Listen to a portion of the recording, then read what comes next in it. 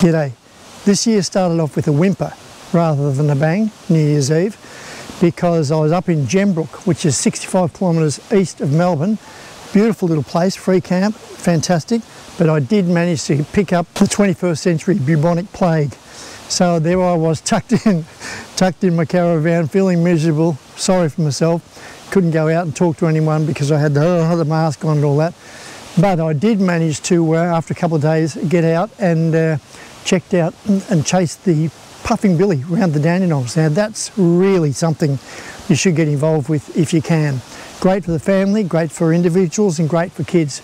So it's a steam engine that goes quite often from Belgrave up to Gembrook and Emerald, and you can either do a one-way trip or a return trip, and I'll put the prices at the end of the video.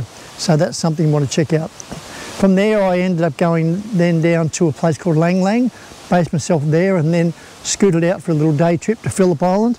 Another great place, and I'm sure I probably undersold it a little bit in my video, but definitely a place worth checking out. Then from there I returned and went to a little township called Neeson, and that was awesome. That was all grass everywhere, all organised, just near their local town's football oval, so that was fun. And from there I based myself to scoot down to Wilson's Promontory, and I did a couple of day trips, and I'll talk about that in another video. Then from there I came back, went to a little town called near Tyres, T-Y-E-R-S, and from there I scooted off up here to Walhalla. Now it was quite a surprise when I got here because they turned the entire town into a Hollywood set. So I'll hopefully be able to show you a couple of videos about that. Anywho, we really must keep going, so let's go.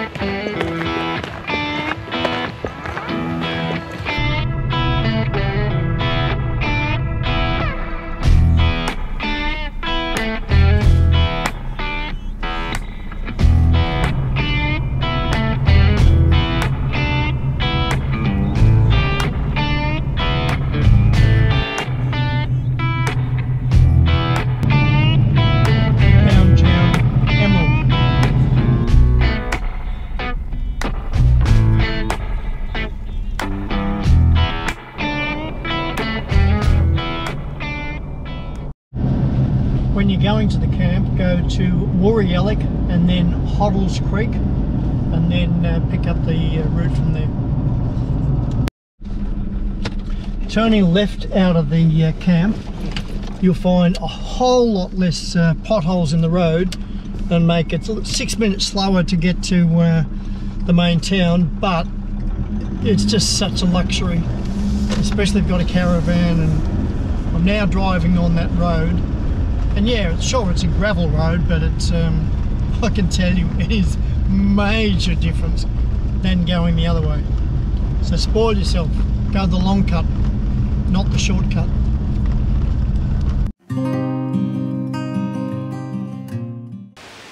I'm standing in front of the Shiprock Falls.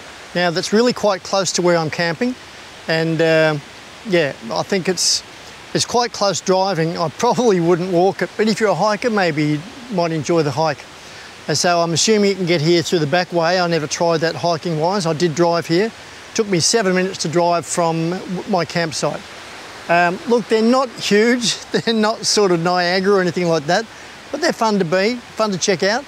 And the walk itself is beautifully smooth, but it is a little steep in a couple of places, so watch out for that, because there's a lot of gravel on the way down, so you might be able to walk it. It might be a bit steep, but it may slip out from underneath you. I'm sure you probably won't, just take care. But as I say, look, as waterfalls go, I love waterfalls. I think they're great. Yeah, come and check it out. And if you've got kids, it just might break the boredom of just staying in camp all the time.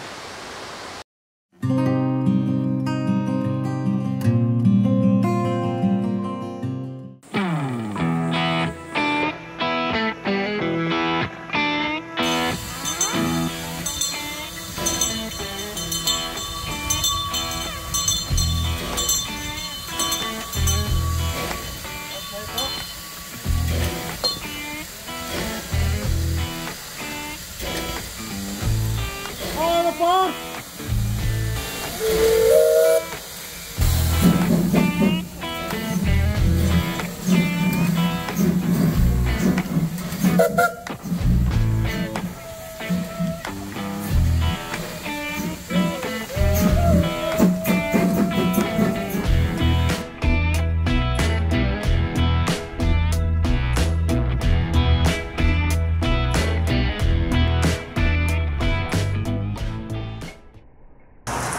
One of the best things in the Dandenongs is in Belgrade. They've got a thing called the Puffing Billy, which is an old train that used to run in the 1950s and 60s. Well, obviously before that as well. And this spot I'm standing on is called the Trestle Bridge. And hopefully I'm going to get a shot for you as the Puffing Billy comes over. It really is quite spectacular. And with a whole lot of luck, it'll do woo-woo, which will be great. So we'll just see how we go.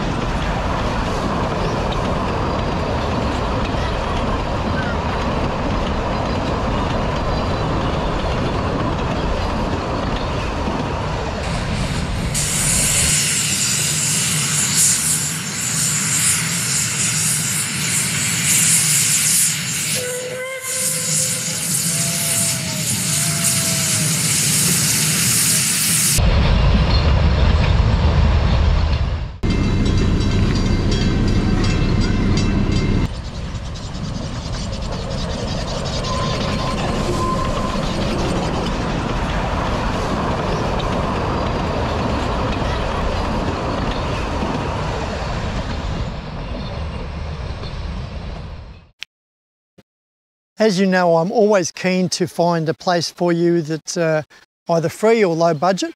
That way you can travel even more. Not trying to crush the caravan parks by any ways. Today I've just been down to Cowes and Phillip Island, and where I'm based here at the moment, in my opinion, is just absolutely fantastic for doing such a thing, because only 1 hour away, you can go over to Phillip Island, do your little things, which I did. Checked out a couple of things, the go-karts, the chocolate factory, Cowes, the actual little section there, and up where the penguins were. So that's a pretty good spattering of Phillip Island. Now, I got it done in probably a couple of hours, so that was a day well spent. And as the sun sets here, I'm in a showground, massive area. I can run around. If I had a dog, I could walk the dog. And there's only room at the moment with the slightly bad weather, which made some of the area a bit muddy. There's only room for 4 and I'm 1 of 3, so bonus. Would definitely recommend this place. And yeah, I did enjoy Phillip Island quite a lot.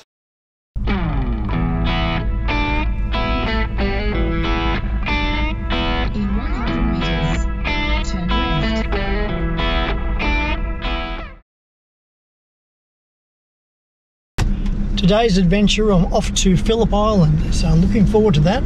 Staying at a great little place at the moment. Very lucky with that, I'll tell you about that later on. And it's about an hour, hour and a half to Phillip Island, and we'll see what Phillip Island's got to offer. I'm sure quite a lot. A bit windy today, so better batten down the kilt. Just arriving on Phillip Island now.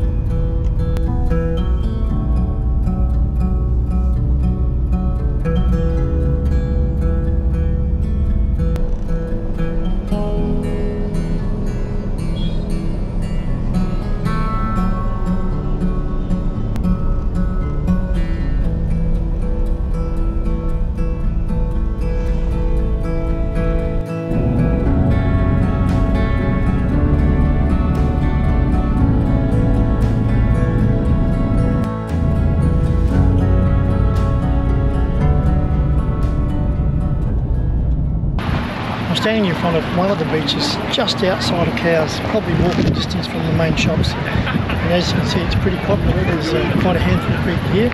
It's a hot day, it's probably about 25 degrees, but it's well serviced. Parking is a little bit tricky, but otherwise everything is definitely worth seeing. One of the good beaches of just out of Cowes and Phillip Island.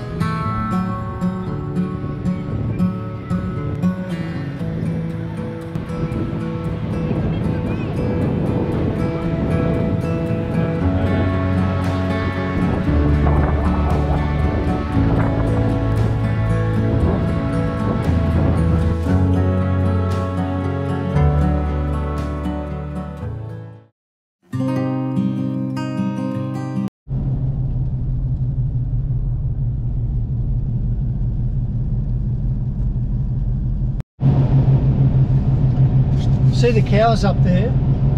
They've got a shorter leg on one side than the other because they're walking on such a slope, same as the sheep. And there we have it, the classic K169. I bet that worked hard in its time. Now over yonder there, that's a classic thing they would have in the gold mines. It's a number 2 air shaft, so they'll have another one of them around somewhere. So it's just basically to keep the miners down there, down underground, relatively safe. Welcome to their theatre. Now there's no signs up anywhere, but I'm guessing this is probably the 1950s, thereabouts. They had just behind you is a big projector, and you can see there where the curtains open, they've got the screen. Now they also may have used it for small plays, but you would have been bumping into each other all over the place if you were trying to work on that stage, but maybe not. A talented actor could probably get 2 or 3 or half a dozen people up there doing their thing. Great. This place is just so good. You have to check it out. And I know I keep saying, but it's free. Really. Fantastic. I'm standing in a rotunda. I believe that's what they're called, which is down the southern end of the little town that they've built here. It's really, it's great because it's starting, well, it's been raining for the last 15 minutes and I don't think it's going to stop. I think it's going to be persistent. Up the street here you can see the church and some of the many buildings. Now some of the buildings are actually open, some are closed. Now the reason sadly they're closed is coming up to COVID, they had lots of volunteers more than happy to help out, and COVID really annihilated all those volunteers. And since the end of COVID, well, and following COVID, basically none of those, very few of those volunteers have returned. Well, my learned friends, back in court yet again. Can't go beyond this point, so I don't want to break the rules. You can see over there the defendant would be standing just near the police sign, would be standing in the dock. The magistrate would be up there somewhere with his big table and his thingo. Over here also might have been the prisoner, hard to tell.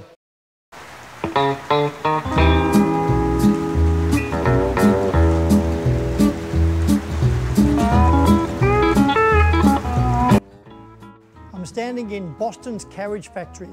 Now this is a slight recreation of it, but the timber itself is used from one of the original homesteads and made to create it. This is pretty much what it would have looked like way back in the day, about 1875. Now that particular carriage factory was extremely successful, and apart from all the big coal mining industry that was run here, They made a lot of carriages, and the guys that worked in here were called the blacksmiths. Now the blacksmiths were held in very high esteem within the town. So if you were a blacksmith, you were right up there. You were like a doctor or an IT specialist. So yeah, really great to have a look at this. And this is one of the rooms that's actually available to come, actually walk right inside and have a look.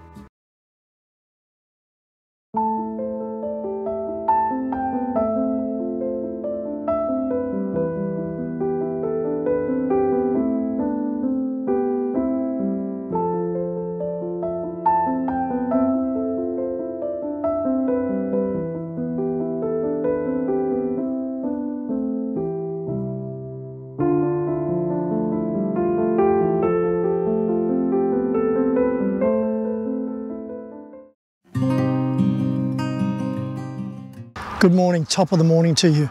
Now I'm just at the beginning of what they call Walhalla Trail, just going up the hill, just out of Tyres, a place called Tyres, T-Y-E-R-S. That's where I camped last night, great little spot. Now I'm not sure exactly what these places are, but I'm pretty sure one over there is the coal works, one in the middle is the Australian paper mills. They still do a lot of paper mulching and all that sort of stuff. Here you see a lot of logging trucks.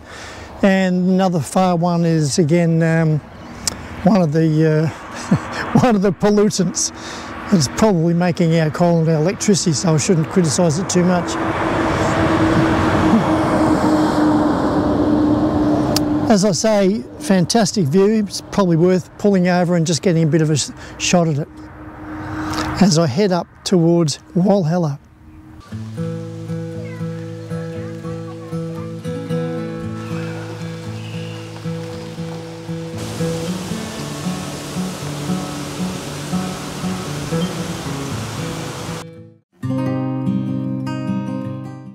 I'm in downtown, beautiful Walhalla.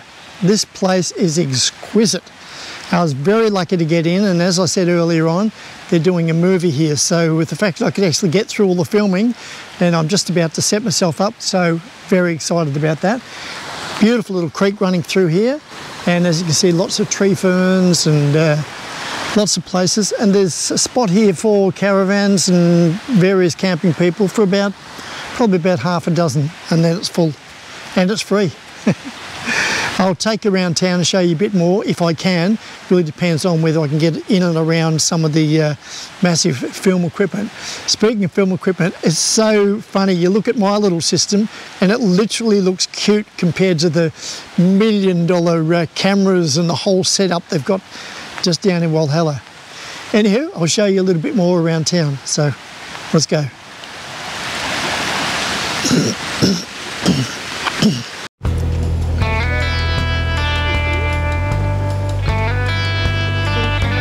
They've just started filming, so there might be like a 10-15 minute wait. Cool. Beautiful. I'll let them know you're coming up. Thank you. Now driving through a film set.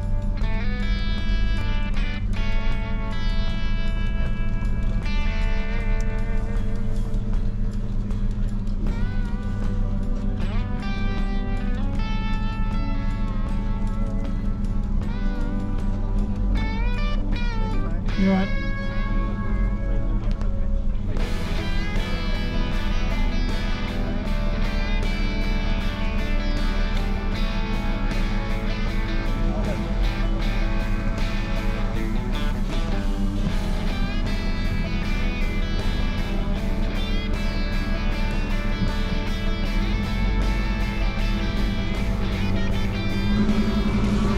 Well, that was tight.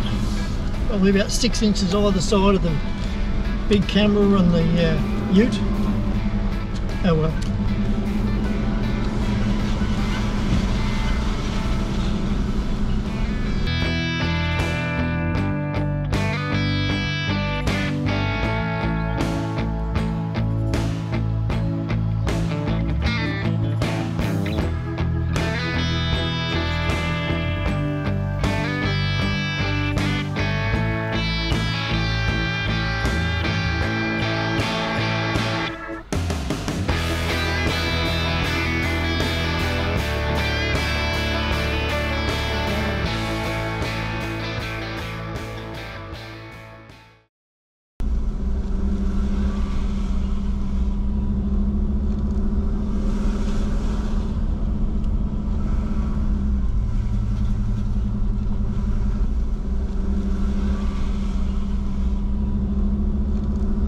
I was lucky enough to bump into Liam.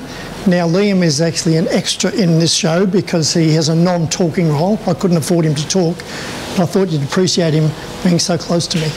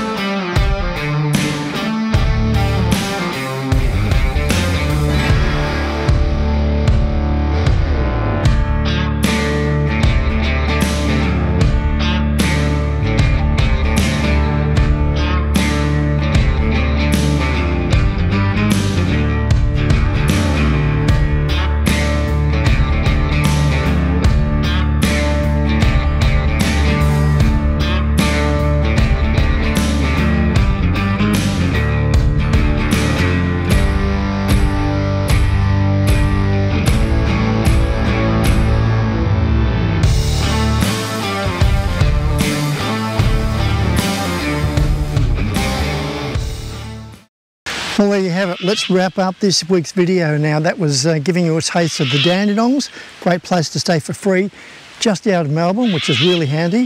From there I scooted down and showed you a little bit of Phillip Island. Again, probably not enough, but gives you a bit of a taste, so if you want to go down and check it out yourself, definitely a place worth looking at. And from there up to a little township called Neeson. Awesome place because this time of the year you can't get into Wilson's Prom, so Neeson is about 1 hour from Wilson's Prom. So what I did was I did a couple of day trips. Then from then I ended up in Gippsland, which is where I am right now. And again, I had no idea I'd be walking into Hollywood. So that was fun. Now, if you found the video useful, helpful and or entertaining, please give it a thumbs up. If you think the video is worth sharing, that too would be great. And until next time, this is Paul Wheel Drive, signing off.